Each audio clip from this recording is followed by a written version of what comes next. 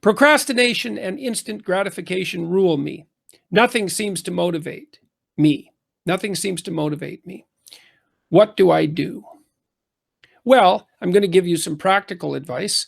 I would say you need a plan. Like, you need a plan, and not just a plan. You need a reason to implement the plan. You need both of those. So something motivates you. You already said instant gratification motivates you. So you'll do things for instant gratification. Now, look, instant gratification is a particular form of reward. It's called incentive reward, and it's mediated by dopaminergic circuitry, the same circuitry that mediates reward as a consequence of using drugs like cocaine or any of the drugs that people abuse. And so there are certain short-term activities that are pleasurable enough so they produce they intrinsically produce a dopamine kick. And a lot of that's instantaneous gratification, like, say, eating when you're hungry, at least the taste and flavor of the food, because there's also a satiation element that comes along with food. And so there's those pleasures that speak for themselves.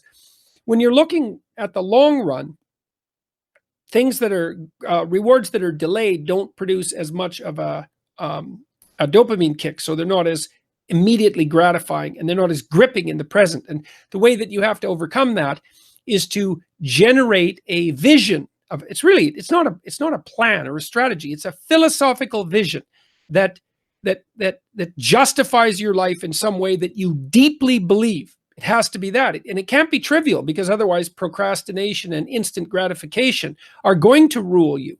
So we developed this program called the Future Authoring Program, and it's part of the self-authoring suite. And I'll run through it very rapidly, because even if you don't use that program, although you could, because that's what it's designed for, and I think it makes it easier, it outlines what's necessary in order to overcome the problem that you're describing. So the first question you might ask yourself is, well, what would you need to gain? And you have to have a real dialogue with yourself to understand this. You have to take yourself, warts and all, your useless, procrastinating, instant gratification seeking self, and you have to sit down and say, all right, you're talking to your inner badly behaved 6-year-old. It's like, okay, what is it that you would have to have in order to commit to something in the long run? What kind of vision of the future would justify sacrifices for you? And you might say, well, you don't know. It's like, okay, fine. That's why you have to break it down. So let me ask you some questions. So you might think, well, here's some things that people need in their life, because your life is not going to be solid, grounded, gratifying, acceptable, meaningful, relevant, and devoid of earth-shaking anxiety without managing some of these things. Most people need an intimate relationship, a long-term intimate relationship, because otherwise they get lonesome and bored and crazy. Crazy in a different way than you get if you have a long-term relationship. Worse crazy. They need friends. They need family. So that could be your birth family, your parents, your extended family, your siblings, but also children. So you need to know, well, where does that fit in your life? What's your vision for that? Do you want to get along with your parents? Do you want to get along with your siblings? Do you have a strategy for that? Do you want to have kids at some point? Do you want to build yourself a family? Okay. You need a job or a career. Now, a career is intrinsically meaningful and usually very demanding in terms of commitment and hours, whereas a job at least can be engaging and worthwhile. It's usually more time limited. Maybe you have more freedom outside of it, but you need a job because you need something to do, and you need some routine, and you need some financial support. And if you can have a career and that's what you want, so much the better.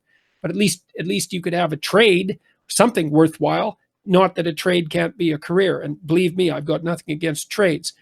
You need to take care of yourself mentally and physically. Like, how do you want to present yourself in the world? You want to be healthy mentally and physically so that you're like a light among men. Let's put it that way. That would be a good goal. How are you going to handle the temptations of drugs and alcohol and whatever procrastination and instant gratification are tilting you in the wrong direction? So those are, 7 things that you might consider. Sit down. Here's the question. You're taking care of yourself like you're someone you care about. You can design a future that would be good for you if you were taking care of yourself. Write for 20 minutes. You can have what you want. It's 3 years down the road. You can have whatever you want, but you have to aim for it and work for it, and you have to specify it. What is it? What do you want? What would make your life worthwhile? What would be good enough so that instant gratification would be an obstacle instead of a means for proceeding? Like, I can give you an example to some degree. You know, when I was a kid in my early 20s, I did quite a bit of drinking and partying. I came from a hard drinking background up in northern Alberta, and you know, I was out 3 times a week, even when I was in graduate school, and I was beginning to write seriously scientific papers and also the work that became Maps of Meaning and eventually 12 Rules for Life. And it came to the point where I couldn't do both. I couldn't go out and be that social and have that much instant gratifying fun and be in good enough shape so that if I was editing something complex, I was making it better instead of worse. And I was really interested in what I was doing. I was learning a lot about the brain. I was learning a lot about alcohol and drug abuse.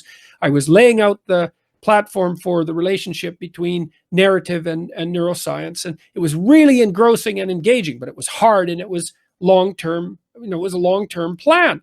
Well, I had to make a choice. It was either continue the fun, which was fun. I really enjoyed it, or do this thing that I really believed was more worthwhile. And it was more worthwhile to do the more worthwhile thing, which is why I stopped with the instant gratification. Like, a lot of stopping, and this is true for most people, especially young men who tend to drink a fair bit and carouse around a lot. Most young men stop that sort of thing, at least to some degree, around 25 or 26. And the reason they do that is because they pick up other responsibilities. They get a real job that has some future, and they get a relationship that's permanent. They have a family, and they decide, well, that's more important than the procrastination and the instant gratification. Okay, so make yourself a damn plan. Make it into a strategy. You could use the future authoring program if you like. I would highly recommend that. Do it badly. You might be intimidated by it. You know, I don't know how to plan. It's like, yeah, we know you don't know how to plan. Make a bad plan. It's better than the one you've got.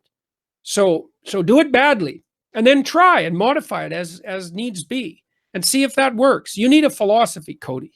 That's the thing. You know, you're living a shallow life. And so short-term avoidance, that's procrastination. You'll do that because you don't think it's important enough.